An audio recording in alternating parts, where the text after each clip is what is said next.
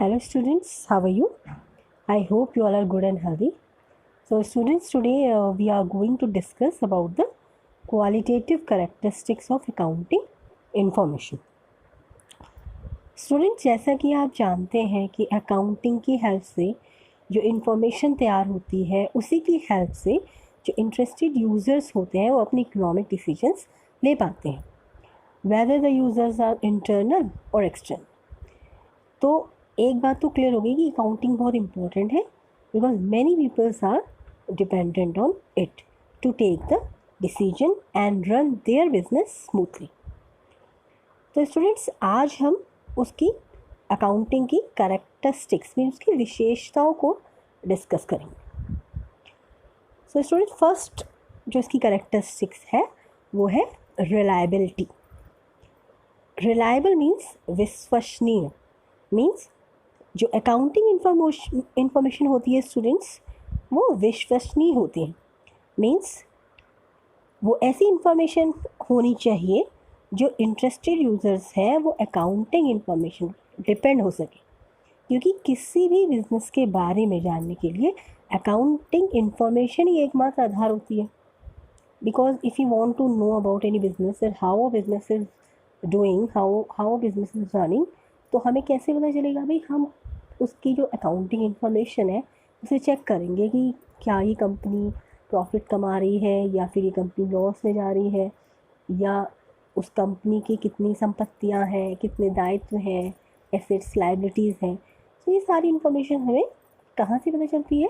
Accounting से पता चलती है। तो सबसे जो फर्स्ट कैरेक्टरिस्टिक्स है उसका वो रिलायबल होनी चाहिए और होता है। और स्टूडेंट्स, क्या है कि किसी भी इंफॉर्मेशन को रिलायबल कब कहा जाता है? जब वो जैसी है उसे ठीक वैसा ही दिखाया गया, मीन्स उसमें कोई भी मैनिपुलेशन, कोई भी बदलाव ना किया गया। मीन्स जैसी हुई है, जितने अमाउंट की हुई है, जिस डेट की हुई है, जैसी भी हुई है उसको एज इट इज़ वैसा ही दिखाया गया हो, उसके फिगर्स में, उसकी ट्रांजेक्शन्स में कोई भी बदलाव ना किए गए हों, तभी वो इंफॉर्मेशन जो होगी वो रिलायबल मानी जाएगी। The next thing is that accounting information should be bias free, means निष्पक्ष होनी चाहिए। अकाउंटेंट को अकाउंटिंग इंफॉर्मेशन को बनाते समय इस बात का ध्यान देना चाहिए कि वो किसी भी मीन्स पार्शियल होके जो है वो इंफॉर्मेशन ना बनाए, और इंफॉर्मेशन शो करते समय उसे सभी यूज़र्स को ध्यान में रखना चाहिए और इन्फॉर्मेशन उसी के अकॉर्डिंग तैयार करनी चाहिए। इंफॉर्मेशन ऐसे तैयार की हो कि जितने भी यूज़र्स हैं उसको वेरीफाई कर सकें कि ट्रांजेक्शन्स जो है वो रियल है या नहीं है। कैसे वेरीफाई होती है transaction? With the help of the documentary proofs like bills etcetera, और ट्रांजेक्शन से के जितना जो रिकॉर्डिंग है उसको देख के हम वेरीफाई कर सकता है वो कि भाई ये जो ट्रांजेक्शन्स हैं they are real and no manipulation is done in it. Because business is not done for 1 or 2 days. Why the accounting possesses reliability quality? Because business is not done for 1 or 2 days. It is done for a long run. तो अगर आप long run में business तभी कर पाएंगे जब आप सच्चे हैं। Means if you are showing the real accounting, means you are showing your real condition, what is going in your business. For example, like मान लीजिए एक कंपनी है XYZ एक फर्म है जिसकी अकाउंटिंग इंफॉर्मेशन देखकर किसी इन्वेस्टर ए ने बिजनेस में पैसे इन्वेस्ट कर दिए कि ये एक प्रॉफिट मेकिंग कंपनी है, इंस्टीट्यूशन है, और ये कंपनी मेरे प्रिंसिपल अमाउंट के साथ साथ मेरा इंटरेस्ट भी अच्छी तरह से चुका पाएगी। उसको ये इन्फॉर्मेशन कैसे पता चली? By seeing the accounts. उसने देखा भाई कि ये कंपनी एक अच्छी कंपनी है तो मेरा ये प्रॉफिट कमाती है तो ये मेरे जो भी अमाउंट है वो वापस कर देगी। बट जो इन्फॉर्मेशन कंपनी ने इन्वेस्टर को शो की थी वो रिलायबल नहीं थी, वो रियल नहीं थी, तो कंपनी इन्वेस्टर का पैसा वापस नहीं कर पाएगी बिकॉज उसने जो शो किया था वो रियल नहीं था। तो इससे होगा क्या कि नेक्स्ट टाइम जब कंपनी को पैसों की ज़रूरत पड़ेगी तो ये इन्वेस्टर ए तो क्या कोई भी इन्वेस्टर या यूज़र कंपनी XYZ के साथ बिजनेस नहीं करेगा, क्योंकि इसकी वजह से कंपनी XYZ की गुडविल जो है वो, रेपुटेशन जो है वो ख़राब हो जाएगी. So if you want to do the business in long run, तो हमें क्या करना चाहिए, रिलायबल इन्फॉर्मेशन हमें प्रोवाइड करनी चाहिए, उसमें फेक इन्फॉर्मेशन प्रोवाइड नहीं होनी चाहिए. Then only we can do the business in a long run. Now moving towards its next quality of accounting, that is relevance. Relevance means उपयुक्तता. स्टूडेंट देखिए, सबसे पहले कोई भी इंफॉर्मेशन रेलिवेंट मीन्स उपयोग में तभी लाई जा सकती है जब वो हमें टाइम पर मिले. बिकॉज स्टूडेंट, जो बिज़नेस होता है वो आइसोलेशन में रन नहीं होता है, वो बिज़नेस एनवायरनमेंट में रन होता है, जिसमें बहुत सारे फैक्टर्स होते हैं जो बिज़नेस पे इफ़ेक्ट डालते हैं. जैसे बहुत सारे इकोनॉमिक फैक्टर्स होते हैं, पॉलिटिकल फैक्टर होते हैं, सोशल फैक्टर होते हैं, लीगल फैक्टर होते हैं, पॉलिटिकल फैक्टर होते हैं, टेक्नोलॉजिकल फैक्टर होते हैं. तो बहुत सारे फैक्टर्स को टैकल करके ही अपने बिज़नेस को रन किया जाता है. तो स्टूडेंट, अगर किसी बिज़नेस को कोई अपॉर्चुनिटी मिल रही है, मान लीजिए एक स्मॉल कंपनी को ये अपॉर्चुनिटी मिल रही है कि वो एक लार्ज कंपनी के साथ बिज़नेस कर सके, तो उस अपॉर्चुनिटी को लेने के लिए स्मॉल कंपनी को टाइम पर अपनी अकाउंटिंग इन्फॉर्मेशन लार्ज कंपनी को शो करनी पड़ेगी. अदरवाइज़ क्या होगा, जो अपॉर्चुनिटी है वो कौन ले जाएगा, कोई और कंपनी ले जा सकती है. So time is very important. We have to do the work on time, then only it will be relevant. For example students, जैसे जब आप एग्ज़ाम देते हैं तो वो 3 आवर्स आपके लिए बहुत क्रूशियल होते हैं, बहुत इंपॉर्टेंट होते हैं. Because you have to write all the answer in that particular 3 hour. After that आपको कितना भी आता है, but you are not able to write a question or get a chance to write. And second thing is that students, कोई भी information relevant तब होती है जब वो प्रिडिक्शन के भी काम आ सके, मीन्स अनुमान लगाने की भी काम आ सके. क्योंकि स्टूडेंट देखिए, जो बिज़नेस होता है, वो जो बिज़नेस की जो प्लानिंग होती है वो हम फ्यूचर के लिए करते हैं. तो अगर मान लीजिए हमें कोई भी डिसीजन लेना है, तो हम अपनी अकाउंटिंग इन्फॉर्मेशन को देखते हैं. तो वो अकाउंटिंग इन्फॉर्मेशन रेलिवेंट तब मानी जाएगी जब हम उस अकाउंटिंग इन्फॉर्मेशन को देख के अपने फ्यूचर प्लान कर सकें. कि भाई अगर हम मान लीजिए कोई भी चूज़ करते हैं कि भाई इस बार पिछले साल हमने इन्वेस्टमेंट इतना किया था, तो इस साल अगर हमें अपने प्रॉफिट को बढ़ाना है तो हमें इन्वेस्टमेंट को थोड़ा बढ़ाना चाहिए. तो ये हम प्रेडिक्शन कैसे कर पा रहे हैं, with the help of accounting information. या मान लीजिए हमारी कॉस्ट ऑफ प्रोडक्शन ज़्यादा आई थी इस बार, तो हम अगले साल के लिए प्लानिंग कर सकते हैं कि भाई हमें अपनी कॉस्ट ऑफ प्रोडक्शन को कम करना है. तो मीन्स प्रेडिक्शन के भी काम आएगी. इस साल इतना खर्चा हुआ था, क्योंकि हमारा प्रोजेक्ट बड़ा है, तो इस साल जो नेक्स्ट ईयर है वो इतना खर्चा होगा.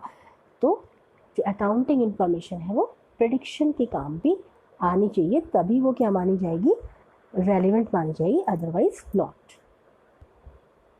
And students, third thing is that कोई भी इंफॉर्मेशन रेलिवेंट तब होगी जब हम उस इंफॉर्मेशन को देख के करेक्टिव एक्शंस भी ले सकें. मीन्स हम अपनी जो भी गलतियाँ मान लीजिए हमने इस साल की है, जिसकी वजह से हमें लॉस उठाना पड़ा है या हमारी कॉस्ट ज़्यादा आ गई है, तो हम उस अकाउंटिंग इन्फॉर्मेशन को देख के नेक्स्ट ईयर के लिए कुछ करेक्टिव एक्शंस ले सकें. तभी तो कोई चीज़ रेलिवेंट मानी जाएगी ना, कोई चीज़ उपयोगी मानी जाएगी जब हम उसका यूज़ करके कुछ करेक्टिव एक्शंस भी ले सकें.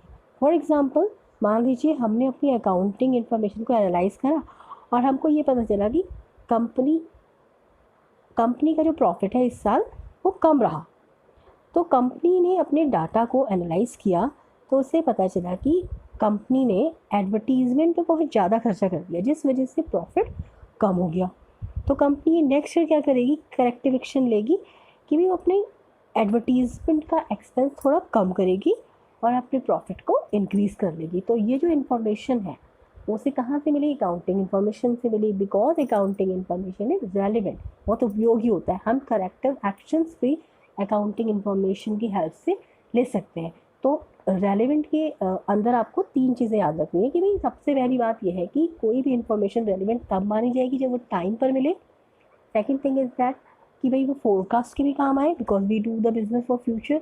And third thing is that कि वो करेक्टिव एक्शंस भी हम अकाउंटिंग इन्फॉर्मेशन को देखकर ले सके, तभी कोई इन्फॉर्मेशन जो है वो रेलिवेंट मानी जाए. Students, the next characteristics of accounting is understandability. Means accounting information should be easy to understand. Means जो इंटरेस्टेड यूज़र्स होते हैं ना, वो अकाउंटिंग इंफॉर्मेशन का वही मतलब निकालें जिस सेंस में इंफॉर्मेशन बनाई गई है और उन्हें बताने की कोशिश की गई है, क्योंकि कोई भी इंफॉर्मेशन तब इफ़ेक्टिव होती है जब वो सामने वाले की उसी सेंस में समझ में आए जिस सेंस में वो कही गई है। तो स्टूडेंट्स, जो अकाउंटिंग इंफॉर्मेशन होती है वो कंसाइज होनी चाहिए, क्लियर होनी चाहिए और विदाउट कन्फ्यूजन होनी चाहिए। मीन्स किसी को भी वो अकाउंटिंग इंफॉर्मेशन देखकर अपने जो डिसीजन लेने में कोई भी कन्फ्यूजन नहीं होना चाहिए, चाहे किसी को अकाउंटिंग के बारे में कम नॉलेज हो तब भी। तो इस तरीके से अगर, बिकॉज अकाउंटिंग का जो मेन एम है वो क्या है कि भाई जो अकाउंटिंग इंफॉर्मेशन क्यों बनाता है, जिससे जो इंटरेस्टेड यूज़र्स हैं उसको वो अकाउंटिंग इंफॉर्मेशन कम्युनिकेट करे और वो अपने डिसीजन ले पाए। तो हम जो कम्युनिकेशन है उसको कैसा रखना चाहिए, हमें ईजी रखना चाहिए, क्लियर रखना चाहिए, विदाउट एनी डाउट रखना चाहिए। तो इसीलिए जो ये कैरेक्टरिस्टिक है वो बहुत इम्पॉर्टेंट है कि जो अकाउंटिंग इंफॉर्मेशन है वो अंडरस्टैंडेबिलिटी होनी चाहिए, उसमें ईजी टू अंडरस्टैंड होनी चाहिए। Now the next feature of accounting is comparability. Means accounting information should be easy to compare. क्योंकि स्टूडेंट्स, जो अकाउंटिंग जो इंटरेस्टेड यूज़र्स होते हैं वो कोई भी जो डिसीजंस लेते हैं वो कैसे लेते हैं, वो अकाउंटिंग इंफॉर्मेशन को कंपेयर करके लेते हैं। मान लीजिए कोई इन्वेस्टर है तो उसे किसी बिज़नेस में इन्वेस्ट करना है, तो वो क्या करेगा, दो बिज़नेस को आपस में कंपेयर करेगा कि which business is better than other one. तो वो क्या कर रहा है, कंपैरिजन कर रहा है। तो कंपैरिजन करने का भी एक जो फीचर है वो अकाउंटिंग इंफॉर्मेशन में होना चाहिए, तभी वो इफेक्टिव है। जैसे कस्टमर है, कस्टमर भी क्या करता है, जो भी अपने इकोनॉमिक डिसीजन कस्टमर लेता है वो दो प्रोडक्ट को या कोई भी सर्विस को कंपेयर करके करता है कि ये मेरे लिए बेटर रहेगी। तो कंपैरिजन का फीचर भी होना चाहिए। तो स्टूडेंट्स, हम इंफॉर्मेशन को कब कंपेयर कर सकते हैं, जब वो सेम पीरियड के लिए बनी गई हो। मीन्स जैसे मान लीजिए एक साल के लिए, मीन्स 12 मंथ्स के लिए बनी गई है। आप एक बिज़नेस को दूसरे बिज़नेस से अगर कंपेयर कर रहे हैं तो जो वो अकाउंटिंग इंफॉर्मेशन आप कंपेयर कर रहे हैं वो दोनों ही बिज़नेस में कितने साल की होनी चाहिए, एक साल की होनी चाहिए। मीन्स एक साल ज़रूरी नहीं है, मतलब सेम पीरियड के लिए होनी चाहिए, तभी आप क्या कर पाएंगे, उसको कंपेयर कर सकते हैं। किसी के 6 मंथ्स और किसी के 1 ईयर को आप कंपेयर नहीं कर सकते ना, क्योंकि जो कंपैरिजन होता है वो सिमिलर चीज़ों में होता है, हम डिफरेंट चीज़ों में कंपैरिजन नहीं कर सकते हैं। And second thing is that common unit of measurement is used like rupees. ये जो मेजरमेंट आपने किया है, मीन्स आप एक, अगर आप कोई कंपैरिजन करना चाहते हैं तो आप कैसे कंपैरिजन करेंगे, अगर उसने सेम यूनिट ऑफ मेजरमेंट रखा है, मीन्स रुपीज़ में करा है। आप दो इंडियन कंपनी को कंपेयर कर सकते हैं कि भाई वो रुपीज़ में उनकी ट्रांजेक्शन है, तो आप लोगों ने कंपेयर कर लिया। तो यूनिट ऑफ मेजरमेंट भी कैसा होना चाहिए, सेम होना चाहिए। And third thing is that format है, जो रिपोर्टिंग किस फॉर्मेट में तैयार करी गई है या किस मेथड्स में तैयार की गई है, वो भी इंफॉर्मेशन कैसी होनी चाहिए, सिमिलर होनी चाहिए। तभी क्या होगा, आप किसी भी बिज़नेस के अकाउंटिंग इंफॉर्मेशन को कंपेयर कर सकते हैं।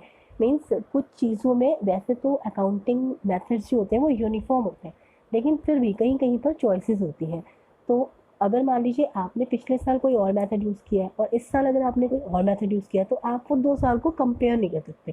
सो ध्यान में रखना चाहिए अकाउंटेंट को कि कंपेरेटिबिलिटी का जो फीचर है वो भी अकाउंटिंग इंफॉर्मेशन में इंक्लूडेड हो, तभी वो क्या होगा, जो इंटरेस्टेड यूज़र्स हैं उनके काम आएगी। Because comparison is very necessary for improvement और फॉर टेकिंग एनी डिसीजन।